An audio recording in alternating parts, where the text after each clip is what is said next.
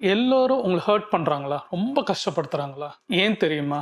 நீங்க உங்கள மாதிரி இருக்கணும்னு நீங்க எதிர்பார்க்குறீங்க. ரொம்ப ரொம்ப கஷ்டம். நம்ம என்ன எதிர்பார்க்குறோமோ இருக்க மாட்டாங்க. அதனால ஹர்ட் பண்ணுவாங்க. உங்களுக்கு ரொம்ப கஷ்டப்படுத்துவாங்க. அவங்களுக்குன்னு ஒரு ஐடியாலஜி இருக்கும். உங்களுக்குன்னு ஒரு ஐடியாலஜி இருக்கும். யாரையும் எங்கேயும் கஷ்டப்படுத்தி நீங்க வச்சுக்கணுன்றத நினைக்காதீங்க. உங்களுக்கு தேவைன்னு நினைக்காதீங்க. அவங்களுக்கு தேவை இல்ல. நீங்க அவங்களுக்கு தேவையே கிடையாது. உங்களுக்கு கஷ்டம் இருக்கும்போது அவங்க கூட இருக்க மாட்டாங்க.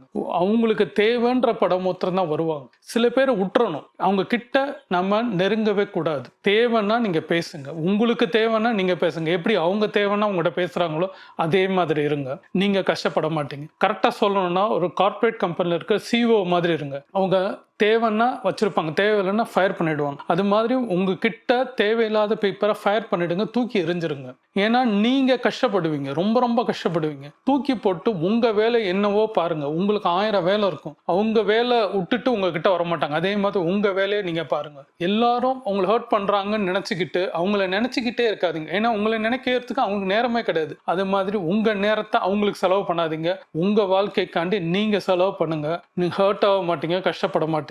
யோசிங்க.